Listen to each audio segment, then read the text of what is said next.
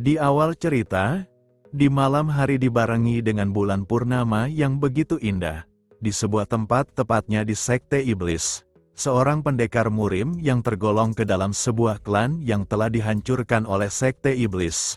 Setelah sekian lama bertahan dan mengumpulkan kekuatan untuk membalaskan dendam klannya yang telah dihancurkan, di malam itu, pendekar tersebut mencoba menyusup untuk menghancurkan dan membunuh pemimpin dari Sekte Iblis itu.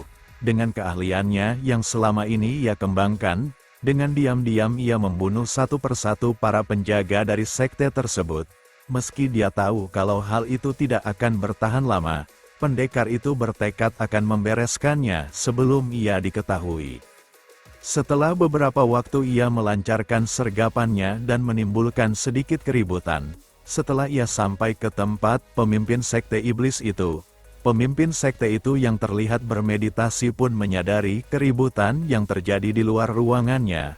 Dan setelah ia membuka mata dan melihat ke arah pemuda yang berhasil menyusup sambil memegang salah satu bawahannya yang telah ia bunuh, di sisi pemuda itu, dia pun berkata kepada pemimpin sekte tersebut, kalau melihat pemimpin sekte tersebut bisa bermeditasi dengan tenang saat bawahannya mati satu persatu, pemuda tersebut berkata kalau pemimpin sekte tersebut benar-benar kejam seperti biasanya. Dan di sisi pemimpin sekte itu, dia pun mengatakan hal yang sama. Kalau pemuda tersebut benar-benar tidak punya hati, karena dia dengan bengisnya membunuh orang-orang tanpa pandang bulu. Namun terlepas dari itu, hal tersebut memanglah harus dilakukan. Karena untuk mendaki ke tempat yang lebih tinggi, pemimpin itu berkata kalau bawahannya yang ia anggap seperti serangga tak layak untuk dipedulikan. Karena dia mempercayai, untuk mencapai puncak seni bela diri, orang tersebut hanya perlu melihat ke atas saja dan tak perlu melihat ke bawah yang mungkin akan menghambat pencapaiannya itu.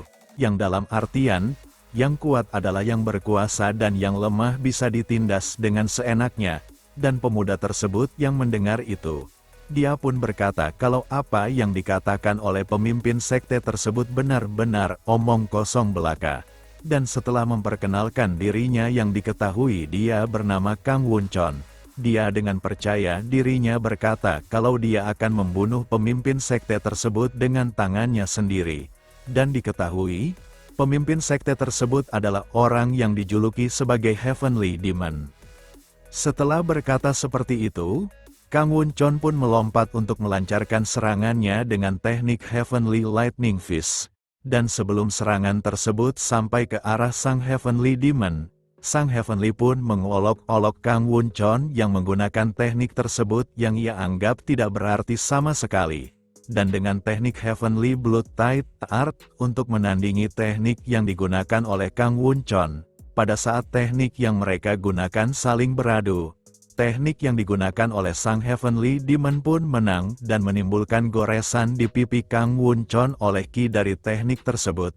Namun, ketika sang Heavenly Demon akan melancarkan serangan lanjutannya sambil berkata kalau dia akan mengirim Kang Wuncon ke alam baka seperti yang ia lakukan kepada ayahnya itu, tak diduga, Kang Wuncon pun terlebih dahulu menyerang balik dengan teknik Heavenly Divine Palm.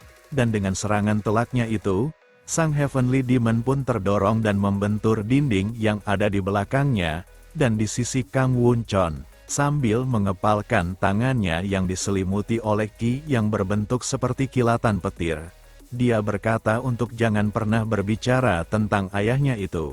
Karena, Heavenly Demon tidak pantas berbicara tentang ayahnya yang telah mengorbankan diri demi sektenya itu. Di sisi Heavenly Demon, dia sambil memegang perutnya yang terkena serangan telak dari Kang Wuncon, dia merasa sedikit menyesal. Kenapa pada saat menghancurkan sekte Cloud Dragon tidak membereskan sampai ke akar-akarnya saja, serta berkata, bagaimana bisa Kang Wuncon mendapatkan pencerahan yang membuatnya terkejut, karena, Kang Wuncon bisa dengan mudahnya menembus Heavenly Demon Blood Surge Art miliknya itu. Dan karena tidak mempunyai pilihan lain, Heavenly Demon pun mengeluarkan kendi yang berisikan eliksir dan langsung meneguknya, sehingga, Kang Wuncon pun merasa panik, karena, ketika seseorang meminum eliksir tersebut, Orang yang meminumnya akan menimbulkan penyimpangan dari demonic ki dan membuatnya mendapatkan kekuatan yang begitu besar. Tepat setelah meminum eliksir tersebut, sang Heavenly Demon pun mendapatkan kekuatan yang begitu besar. Dan dengan kekuatan barunya itu, sang Heavenly Demon langsung bergerak cepat berpindah ke belakang Kang Wun-chon. Dan ketika ia menyerang Kang Wun-chon dengan bertujuan untuk memenggal kepala Kang Wun-chon, tak diduga seseorang pun datang, dengan skill barrier yang ia gunakan. Serangan Heavenly Demon pun terblokir oleh skill dari pria tersebut, dan di sisi pria itu, sambil menghampiri Kang Wun-chon pun meminta maaf. Karena ia terlambat datang oleh suatu hal, dengan Kang Wun-chon menyebut pria tersebut dengan sebutan Mage Agung. Pria itu pun dengan sekian kalinya meminta Kang Wun-chon untuk jangan memanggilnya dengan sebutan itu. Karena ia merasa kalau sebutan tersebut sangatlah menggelikan, dan diketahui, dia adalah orang yang mengaku datang dari dunia lain, dan dengan alur cerita yang terasa tidak masuk akal itu, ternyata itu adalah alur cerita dari sebuah novel yang dibaca oleh seseorang, dengan dia yang terlihat merasa kesal kepada autor dari pembuat alur cerita tersebut karena menggabungkan dua genre ke dalam satu cerita. Pria tersebut pun memaki-maki autor pembuat cerita tersebut karena telah merusak kesenangannya dalam menikmati cerita yang bergenre martial art, dan diketahui, dia bernama Jin Seo-won, berumur 23 tahun. Tak berselang lama, handphonenya pun berdering, dengan pesan dari temannya yang mengajak untuk bermain game. Jin Seo-won pun bersiap-siap untuk pergi ke sebuah warnet untuk menemani temannya tersebut bermain game online. Dan diketahui, dia adalah seorang pengangguran setelah dikeluarkan di sebuah kampus di kota tersebut. Namun, setelah 6 bulan penantiannya, dia pun mencoba untuk kembali menempuh pendidikannya itu. Dan sama halnya seperti kebanyakan orang yang sudah menyelesaikan pelatihan mereka sebelum wajib militer, Jin Seo-won sebenarnya mempunyai rencana untuk hidup yang bagus, ingin memperoleh sertifikat selagi bersiap kembali ke kampus, serta belajar semua hal yang tidak bisa ia sentuh selama di militer. Karena, selama itu, ia melewatkan terlalu banyak hal yang menyenangkan dalam bersosialisasi di lingkungan masyarakat. Sebagai penggemar berat novel Murim, dirinya menghabiskan banyak waktu berfantasi menjadi protagonis dalam dunia Murim, serta dirinya juga sudah memberikan waktu untuk sebuah game yang bernama Loyal Ground. Meskipun game tersebut hanya ia mainkan sedikit selama masa penganggurannya, setelah selesai wajib militer, ia pun memainkan game tersebut dengan serius dan menjadi peringkat 10 teratas dalam kurun waktu 3 bulan. Serta mendapatkan beberapa uang dari turnamen yang diadakan di sebuah warnet yang ia kunjungi. Dan peraturan dalam game tersebut sangatlah sederhana, 100 pemain jatuh dari pesawat, dan harus mengumpulkan senjata yang berserakan di map untuk bisa membunuh player lain sampai tersisa 1 orang.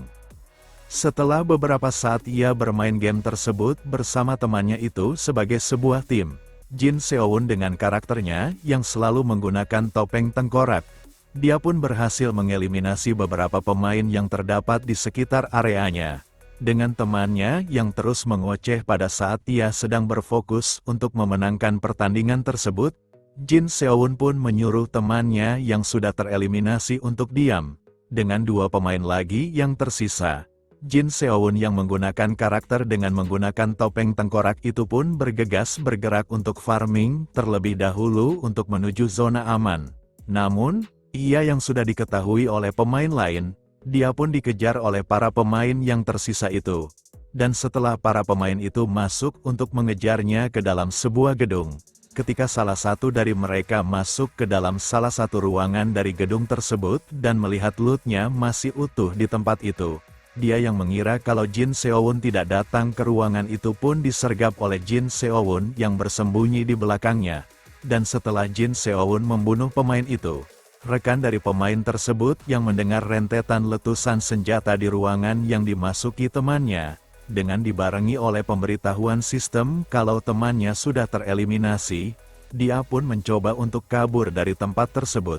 Namun, Jin Seo-won yang tepat berada di belakangnya. Dia pun langsung menembak tepat mengenai kepalanya, dan dengan kematian pemain tersebut, Jin Seowon pun menjadi pemenang dalam match pertandingan itu.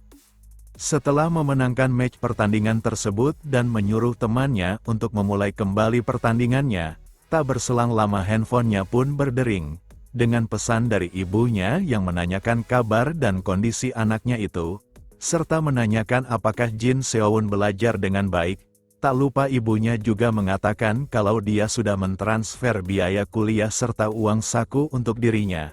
Meski begitu, ibunya masih meminta maaf karena tidak bisa memberikan uang lebih kepada anaknya tersebut, dan setelah berterima kasih dan berkata kalau dirinya akan segera tidur, dia pun lalu mengirimkan pesan kepada temannya, kalau dia tidak akan main lagi game tersebut mulai di hari esok, dan temannya yang mendapatkan pesan tersebut, dia pun bertanya alasan serta mempertanyakan, bagaimana janji Jin Seowon yang akan membantunya untuk pergi berperang melawan antar klan dalam permainan tersebut.